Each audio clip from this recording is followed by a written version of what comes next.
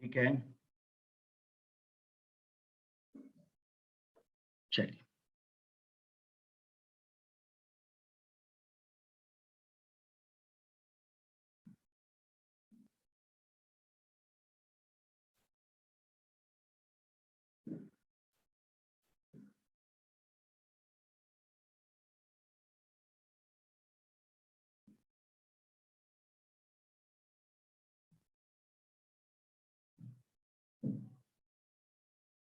ठीक है। तो ये लिस्ट लेकर के किसी को भी दो तो एक ही रास्ता है, जो मैंने ट्रैक किया है, जो मैंने ट्रेस किया वही ट्रेस करेगा, है ना, इसी रास्ते से करके जाएगा। इसका मतलब क्या है कि हॉरिजॉन्टल, पहला हॉरिजॉन्टल लिख दिया तो उससे आप हमेशा पहली गली को ही क्रॉस कर पाएंगे।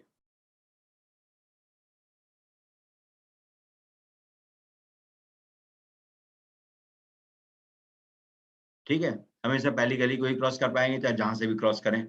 सेकेंड एज से दूसरे हॉरिजॉन्टल पाथ को ही क्रॉस कर पाएंगे। ये नहीं कि अंत वाला हॉरिजॉन्टल चल लिया फिर पहले आया। तो इसका मतलब क्या है कि आपको 16 में से 8 पाथ चूज करके दे देना है हॉरिजॉन्टल के लिए, चाहे जो भी दे दें, और बाकी जो रह जाएगा वर्टिकल के लिए। और उन वर्टिकल को भी आप अरेंज नहीं कर सकते, वर्टिकल को भी अरेंज नहीं कर सकते लाइक दिस। इस तरह से कहीं भी वी रखेंगे आप, तो कौन सा रास्ता पहले वी से क्रॉस होगा और कौन सा रास्ता, कौन सी गली को दूसरे वी से आप क्रॉस करेंगे, ये पहले से आउट है ना, ये पहले से आउट होगा।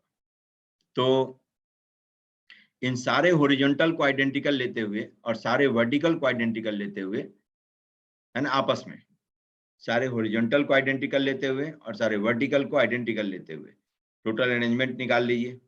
जितना अरेंजमेंट होगा एग्जैक्टली उतना ही आप ये तैयार कर सकते हैं, है ना, उतने डिफरेंट वे से जर्नी कर सकते हैं।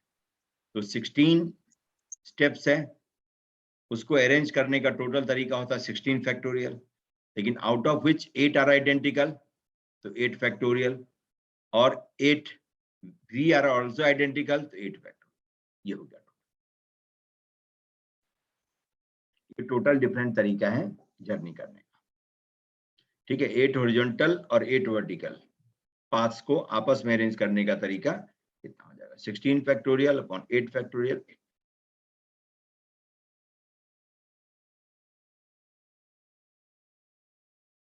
ठीक है, समझ गया इसको?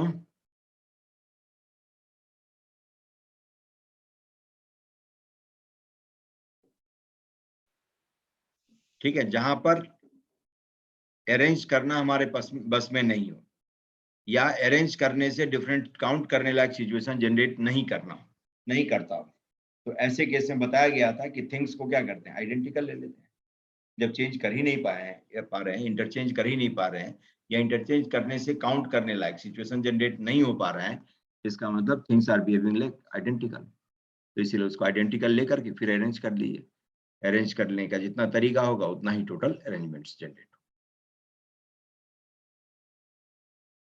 ठीक है, इसमें किसी को दिक्कत है तो बताइए। सर हम ये वाली बात एक बार सर फिर समझा दीजिए, वी को हम जो अरेंज नहीं कर सकते, अच्छा, तो वी और एच को। हाँ देखिए, हाँ वी सर, इनको इसलिए कि एक लिस्ट जो मैंने दिया, जैसे एच का मतलब हॉरिजॉन्टल पाथ है ना, और वी का मतलब वर्टिकल पाथ है। जैसे एक सीक्वेंस मैंने ये लिख करके दिया, तो इस सीक्वेंस में आप कई रास्ता जनरेट कर सकते हैं कि एक ही रास्ता यही आएगा जो मैंने ट्रैक किया है, यही आएगा। दूसरा मैं एक जैसे और ये है। लिखता हूं, मैं एक और लिखता हूं, V V V H H H V H V V, कितना, 3 4 2 6, एच एच एच 3 4 7 हो गया, और 6 हो गए, तो वी एच वी। देखिए, ये मैंने सीक्वेंस दिया। अब इससे एक और केवल एक रास्ता जनरेट किया जा सकता है। इनमें आप वर्टिकल पास को आपस में अरेंज नहीं कर सकते। ठीक है, कि 3 वी है, इसका मतलब यहाँ से ए से स्टार्ट करना है, तो 3 वर्टिकल पाथ क्रॉस करिए, फर्स्ट सेकंड थर्ड, हो गया। फिर उसके बाद 3 हॉरिजॉन्टल पाथ, 1 2 और 3, उसके बाद एक वर्टिकल पाथ, हो गया एक, फिर एक हॉरिजॉन्टल पाथ और एक हॉरिजॉन्टल आ गया, फिर उसके बाद 2 वर्टिकल आ गया, 2 वर्टिकल आ गया, फिर उसके बाद 3 हॉरिजॉन्टल आ गया, उसके बाद वर्टिकल हॉरिजॉन्टल वर्टिकल। देखिए यही एक रास्ता तैयार हुआ, इससे कई रास्ता तो तैयार नहीं कर सकते। पहले वर्टिकल वी से आप इसी गली को क्रॉस करेंगे यहीं पर, ये तो नहीं करेंगे पहले यहां पर क्रॉस कर लिया वी, क्योंकि चलना तो ए से है ना। दूसरे वी से सेकंड गली को ही क्रॉस करेंगे, ये वाला, इसको लेन में कहूं, इस लेन को क्रॉस करेंगे, थर्ड वी से इस लेन को क्रॉस करेंगे, ठीक है। तो इस तरह से वर्टिकल जो भी सीक्वेंस में होगा, तो पहले फर्स्ट वर्टिकल से फर्स्ट गली जहां भी क्रॉस होता हो, सेकंड से V2 वाला, थर्ड से V3 वाला, फोर्थ से V3 वाला, V4 वाला, फिफ्थ से V5 वाला एंड सो ऑन, इस तरह से ही क्रॉस होगा। इसको हम अरेंज नहीं कर सकते, ये नहीं कर सकते कि पहले V4 गली को क्रॉस कर लें V से, फिर V1 के वाले को क्रॉस करें, ये नहीं समझ हो सकता। तो इसका मतलब यहाँ पर अरेंजमेंट आपके बस में नहीं है, आप अरेंज नहीं कर सकते, और जहां पर अरेंज नहीं कर सकते हैं तो वहीं पर थिंग्स को आइडेंटिटी कर लेते हैं।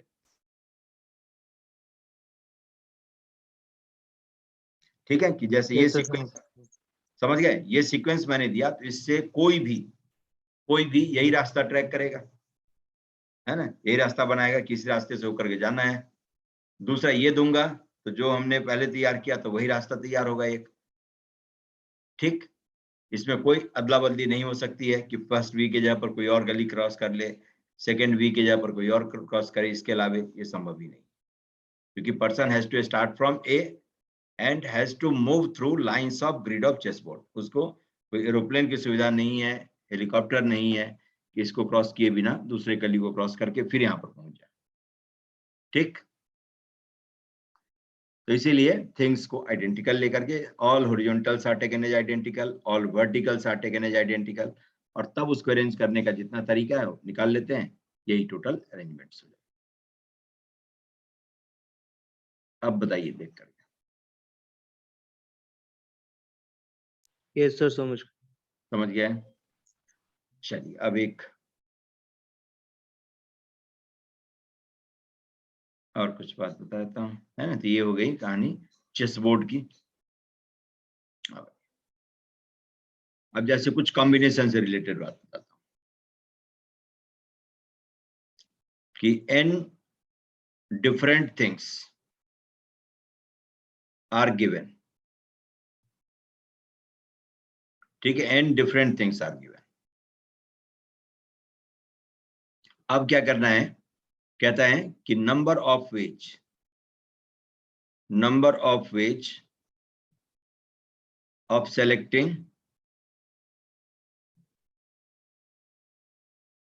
are different things from it।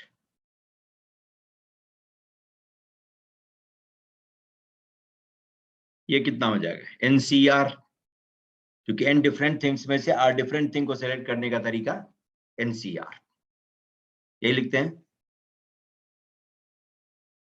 Total number of ways of selecting things,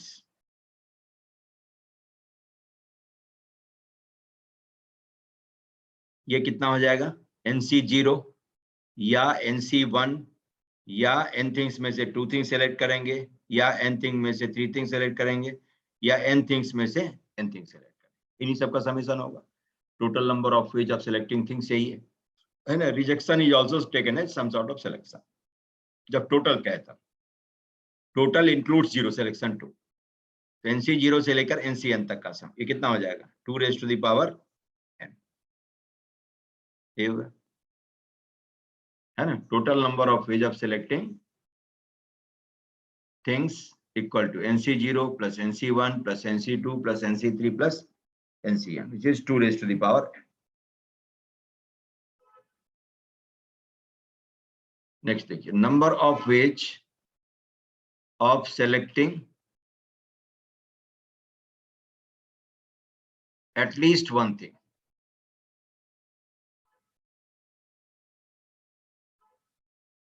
At least one thing. 2 raised to the power n minus 1. Total number of veg हो गया 2 raised power n minus 1, है ना।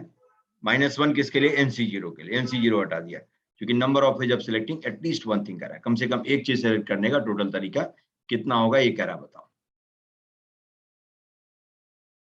ठीक, ये हो गया। अब आइए, अब n identical things are given. n identical things are given, दूसरा लॉट। सबको मैं सेपरेट करके बता देता हूं। तो जितना भी कॉम्बिनेशन का क्वेश्चन है वो सब आप इससे सॉल्व कर सकते हैं। n identical things are given now. आपसे पूछे कि number of which of selecting R things, R एक पर्टिकुलर चीज है, R things from it. n identical things में से आर थिंग सेलेक्ट करने का तरीका कितना होगा? 1, है ना। Provided r is less than और इक्वल टू n। जैसे 5 चीज दिया हो और क्या 6 चीज सेलेक्ट करने का तरीका, तो 0 ऑब्वियसली नहीं कर सकते, है ही नहीं। लेकिन 5 आइडेंटिकल चीज है, उसमें से कहता है 3 थिंग सेलेक्ट करने का तरीका बताओ, तो 1। जैसे 5 ए दिया हुआ है, उसमें से कहता है 3 ए सेलेक्ट करो, तो उसका भी तरीका 1, क्योंकि कोई भी 3 ए निकालेंगे तो वही लगेगा, है ना। All as are identical. तो इसीलिए number of ways of selecting any particular number of things from the given identical things will be 1. Next, number of ways of total number of ways. Next है total number of ways of selecting things. ये कितना आ जाएगा? Total number of ways of selecting things, identical things है ना। जैसे यही ए n times दिया हुआ है, ऐसे सोचिए। तो टोटल इंक्लूड्स कितना? n+1, क्योंकि टोटल इंक्लूड्स 0 सिलेक्शन 2। कितने वैरायटी से सिलेक्शन कर सकते हैं वो गिनिए। हर वैरायटी के सिलेक्शन का तरीका कितना है? 1 है। तो इसीलिए 0 थिंग सेलेक्ट किया जा सकता है, या 1 थिंग, या 2 थिंग, या 3 थिंग, या n का n चीज। तो total number of ways of selecting things will be n+। ठीक है।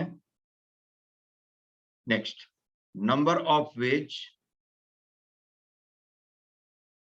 Of selecting at least one thing.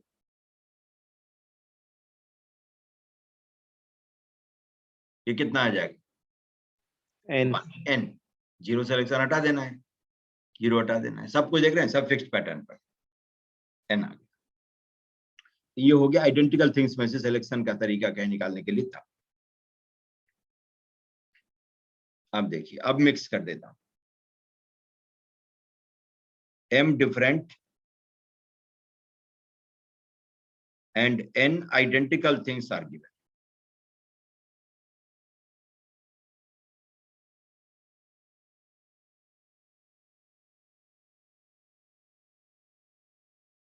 ठीक है, m different and n identical things are given. ठीक है, इसमें से total number of ways of selecting things,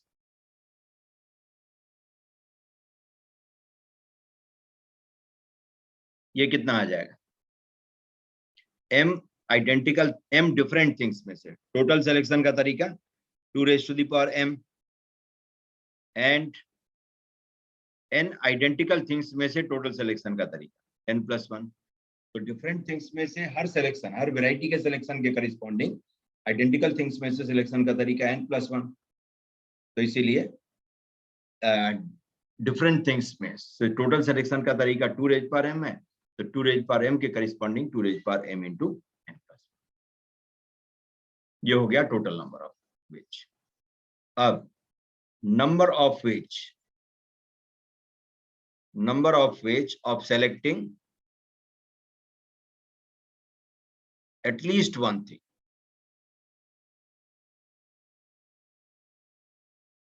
One thing from given things.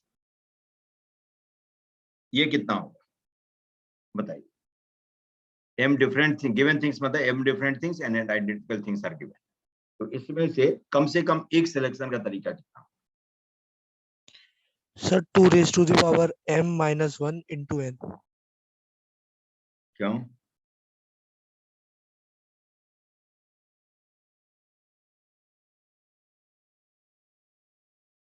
देखिए क्या होगा वो मैं बताता हूं, और आप जो बोल रहे हैं वो क्या होगा वो भी बताता हूं। जैसे टोटल सिलेक्शंस का तरीका कितना है? 2 raised power m into n plus 1, ठीक है? इसमें से एक जीरो सिलेक्शन हटा दीजिए। Yes sir. समझ गए? Total minus zero selection is at least one selection. लेकिन आप जो कह रहे थे वो किसका जवाब है कि दोनों वेराइटी में से कम एक सिलेक्शन का था, ठीक है? जैसे आपसे पूछता यही सवाल कि number of ways of selecting at least one thing, at least one different from, at least one from different things and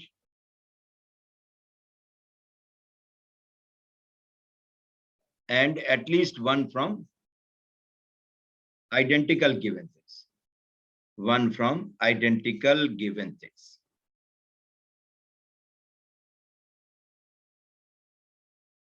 दोनों वेराइटी में से कम एक चीज, ठीक है? तब कहते हैं आप 2 raised power m minus 1 in different things में से कम एक सिलेक्शन का तरीका है, और इसके हर सिलेक्शन के करिस्पॉन्डिंग आइडेंटिकल थिंग्स में से कम एक सिलेक्शन का तरीका। इसमें कम से कम दो चीज होगा आपके हाथ। समझ गए कि 2 raised power m minus 1 और into n, ये इस सवाल का जवाब है कि दोनों वेराइटी में से कम एक सिलेक्शन का तरीका। लेकिन सवाल अपना क्या था कि number of ways of selecting at least one thing from given things. जो लॉट दिया हुआ है उसमें से कम एक सिलेक्ट हुई।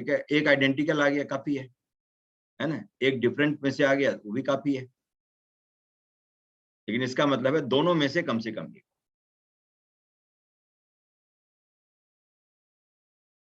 समझ गए इस चीज को?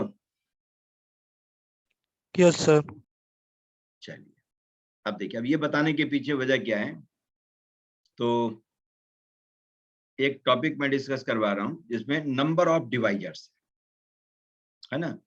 कहता है आपको कि फाइंड नंबर ऑफ डिवाइजर्स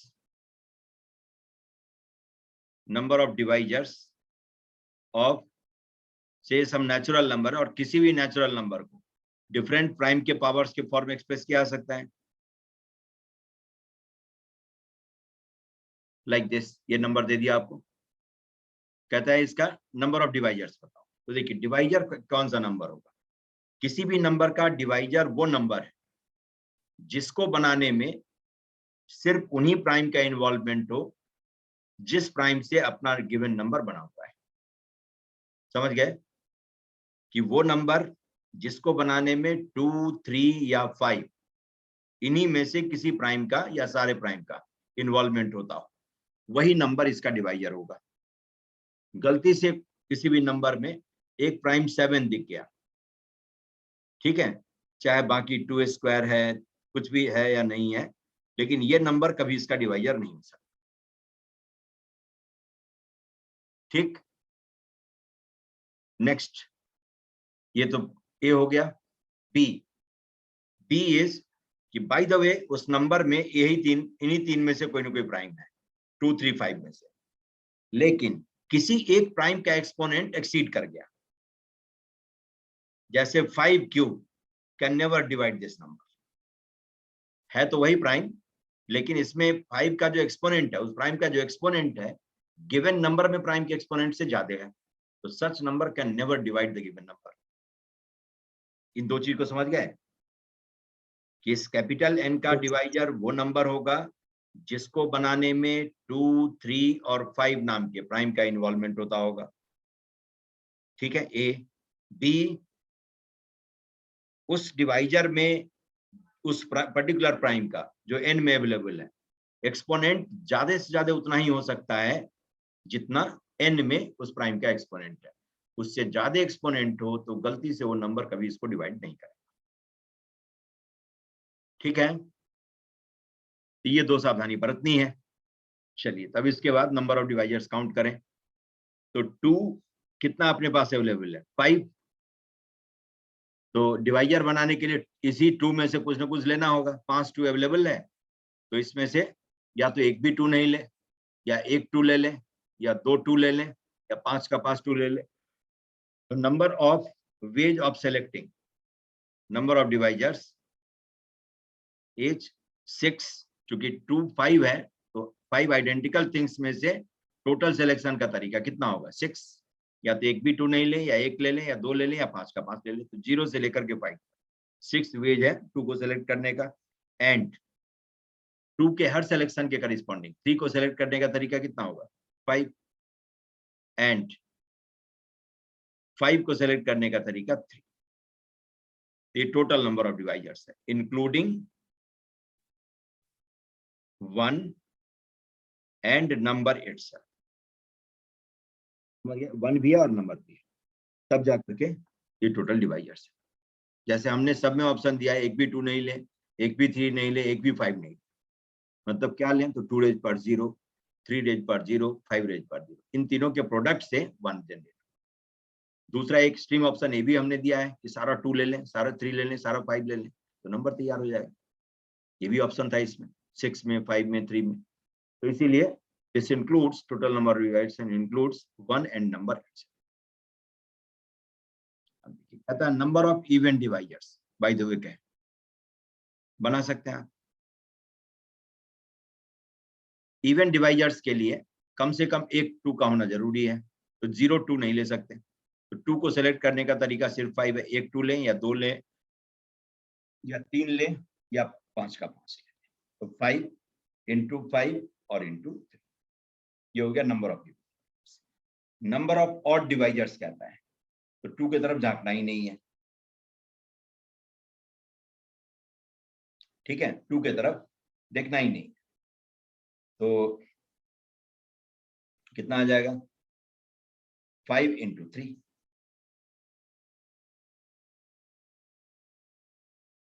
समझ गए, ये कहानी है। अब देखिए अगला, number of ways of expressing n as a product of 2 factors।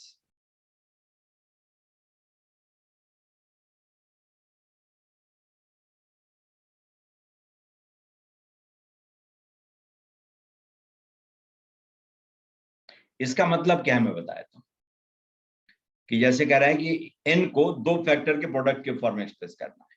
तो जैसे एक फैक्टर आप 2 क्यूब इंटू 3 स्क्वायर लेंगे, तो दूसरा फैक्टर डिसाइड हो जाए।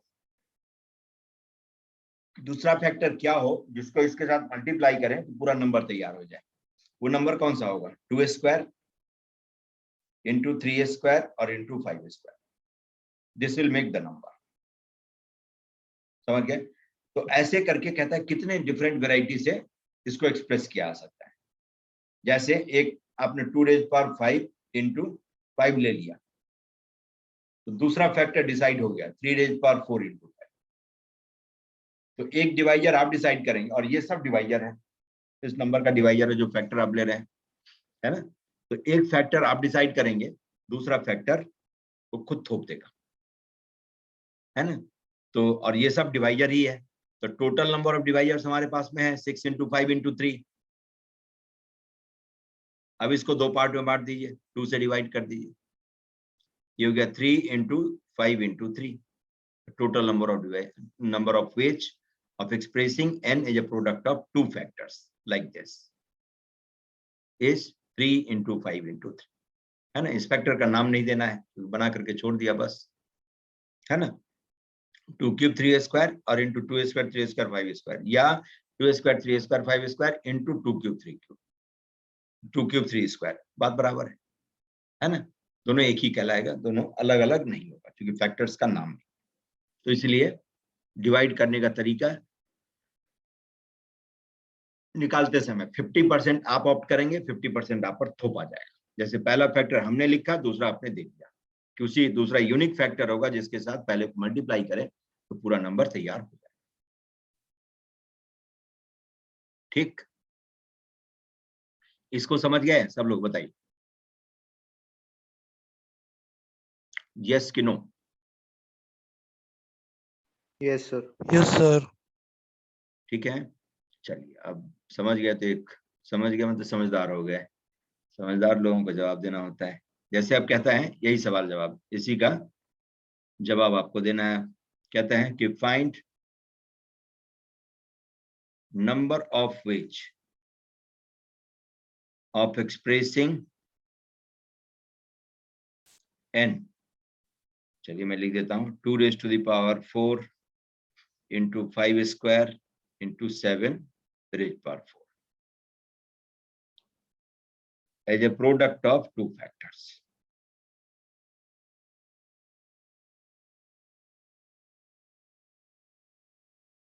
ठीक है, ये लिखना है। तो जैसे नंबर ऑफ डिवाइजर्स वगैरह कहता तो मैं ये लिख देता हूं, बाकी सब तो हो ही जाएगा।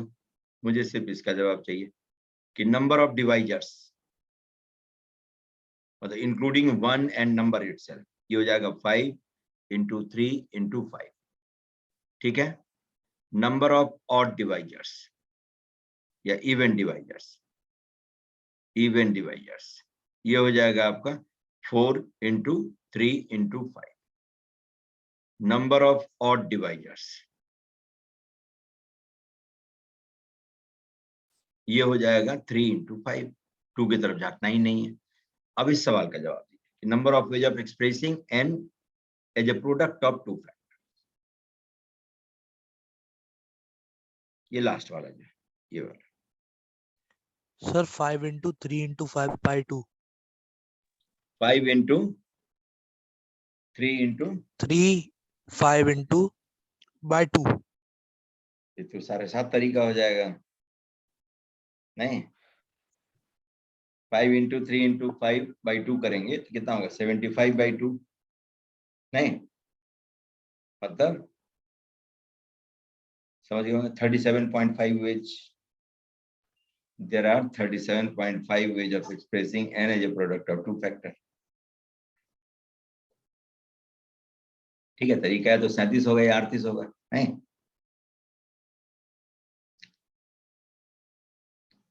कहा तो कहीं ना कहीं कुछ गलती है, कुछ अंतर है, गलती नहीं। सर 38। क्यों?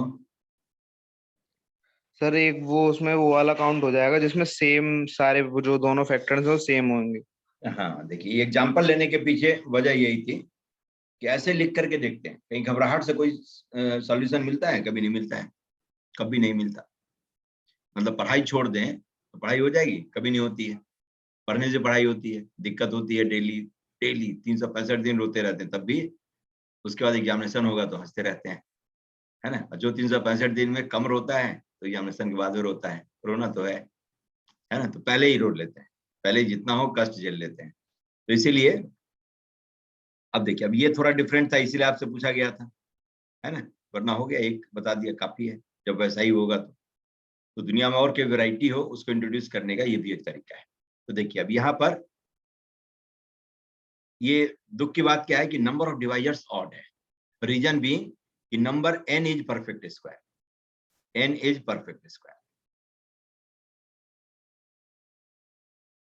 ठीक है, तो इसीलिए हर प्राइम का जब इवन पावर हो इसका तो नंबर परफेक्ट स्क्वायर हो। परफेक्ट स्क्वायर बनाने का तरीका ये भी था, ये देखने का कि परफेक्ट स्क्वायर है कि नहीं, वो तरीका ये भी है। क्योंकि स्क्वायर रूट निकालने का तरीका आपको ऐसे भी सिखाया गया होगा बचपन में कि प्राइम के पावर्स के फॉर्म में एक्सप्रेस करो और तब find square root of the number. ठीक, तो वो सब इसी के लिए बताया जाता है कि आगे एप्लीकेशन होगा तो अलर्ट रहना। तो एग्जाम्पल जैसे ही आप लेंगे तो अपने आप क्लियर हो जाएगा। जैसे मैंने क्या कहा कि एक फैक्टर आप डिसाइड करते हैं 2 raised power 4 और इंटू 5 आपने लिया तो दूसरा फैक्टर थोप देगा 5 इंटू 7^4। जिससे मल्टीप्लाई करेंगे तो पूरा नंबर आपका तैयार होगा। तो ऐसे ही आपने ले लिया 2² इंटू 5 और इंटू 7²। तो दूसरा फैक्टर आपको थोपेगा 2² इंटू 5 इंटू 7²। और ये सारा फैक्टर डिवाइजर्स है ना। लेकिन इस डिवाइजर की काउंटिंग करते समय एक डिवाइजर एक बार ही काउंट हुआ होगा, कई बार तो नहीं काउंट हुआ होगा, है ना। लेकिन जब फैक्टराइज करने जाएंगे तो ऐसा डिवाइजर कितना चाहिए, 2 चाहिए हमें। तो इसको शामिल करने के लिए, एक फालतू डिवाइजर को शामिल करने के लिए क्या करते हैं कि number of ways of expressing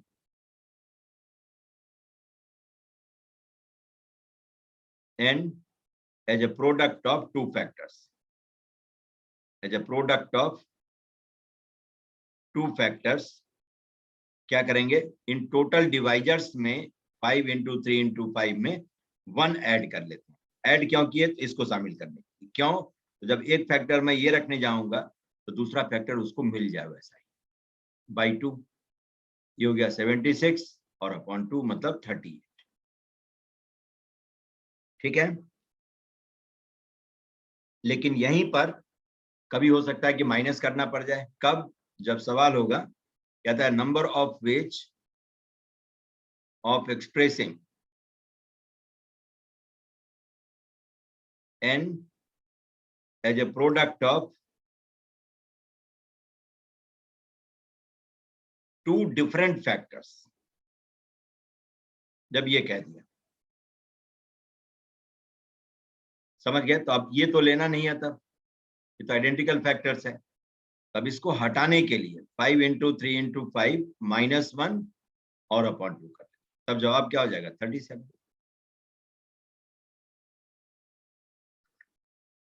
समझ गए कि कब +1 करना है और कब -1 करना है।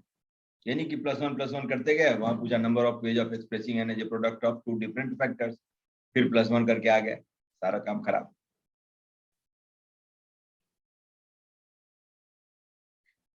ठीक है।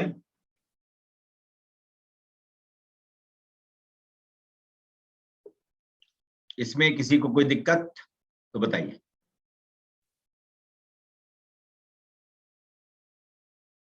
No sir.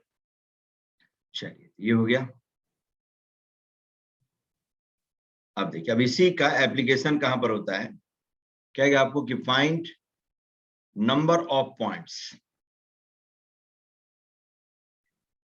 With integral coordinates. Integral coordinates lying on xy equal to 2 cube into 3^4। ये हाइपरबोला है, रेक्टेंगुलर हाइपरबोला इसको कहते हैं, आगे चल के पढ़ेंगे। तो ये भी सिलेबस में है, हाइपरबोला भी है ना। परम्यूटेशन कॉम्बिनेशन भी दोनों को मिला करके पूछ दिया।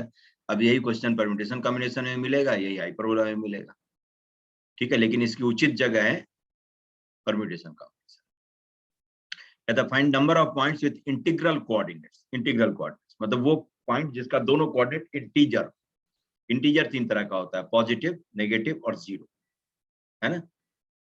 तो अब देखिए, इसका मतलब x भी इंटीजर है, y भी इंटीजर है, और दो इंटीजर का प्रोडक्ट ये होना चाहिए 2 क्यूब इंटू 3^4। तो क्या करेंगे, number of ways of expressing 2 cube into 3^4 as a product of two factors, ये निकाल ली, as a product of two factors. ये कितना हो जाएगा, 4 into 5, total number of divisors है बाई 2, 10। मतलब ये 10 तरीका है जिससे कि दो फैक्टर के प्रोडक्ट के फॉर्म में एक्सप्रेस कर सकें। जैसे 2 क्यूब एक फैक्टर हुआ तो दूसरा हो गया 3^4। अब इन दोनों फैक्टर को लेकर के आप 2 पॉइंट बना सकते हैं। एक पॉइंट ये हो गया, तरीका तो फैक्टराइज करने का एक ही है, लेकिन इन दोनों के जगह को इंटरचेंज करके आप 2 पॉइंट जनरेट कर सकते हैं। ये दोनों अलग अलग पॉइंट है। ठीक है, तो इसीलिए अब हमें तो पॉइंट लिखना है, पॉइंट का कोऑर्डिनेट लिखना है ना। और x 1,2 and 2,1 are different points, तो इसका भी काउंट करना है। तो therefore number of points with positive integral coordinates,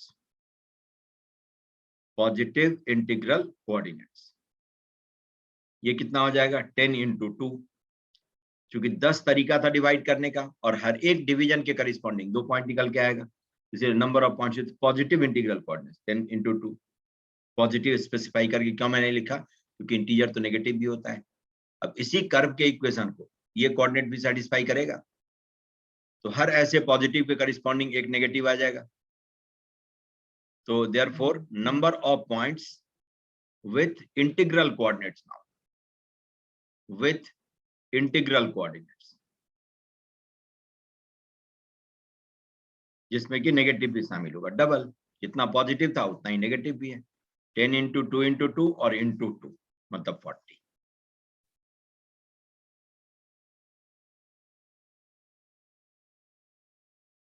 ठीक है, इसको समझ गए?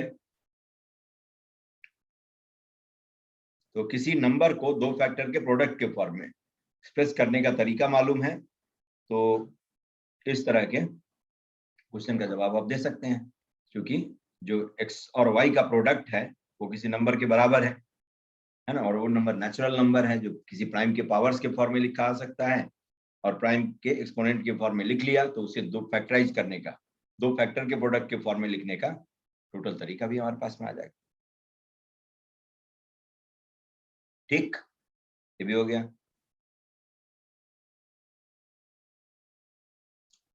इसको समझ गए? इसमें किसी को दिक्कत तो बताइए, ये तो मैं पूछूंगा फिर। जैसे एक सवाल का जवाब दीजिए, xy equal to 2 raised to the power 4 into 5 square, इस पर कहता है कि on this find maximum find number of points with integral coordinates. बताइए, ठीक है, सॉल्व करिए तो।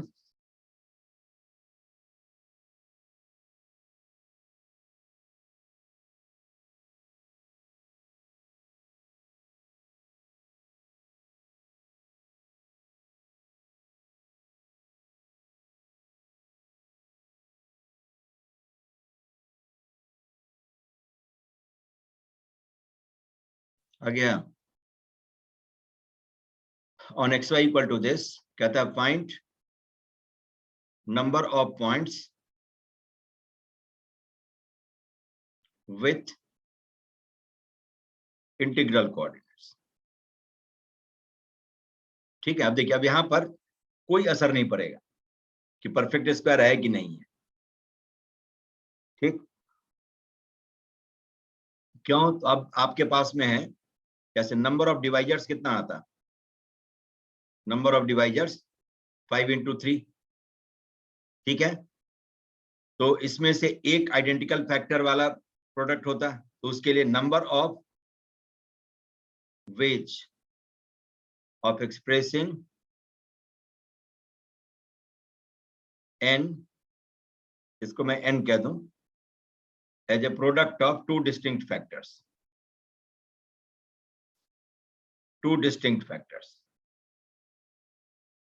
एक माइनस करके और प्लस कर ले, 5 into 3 -1/2 कर देंगे,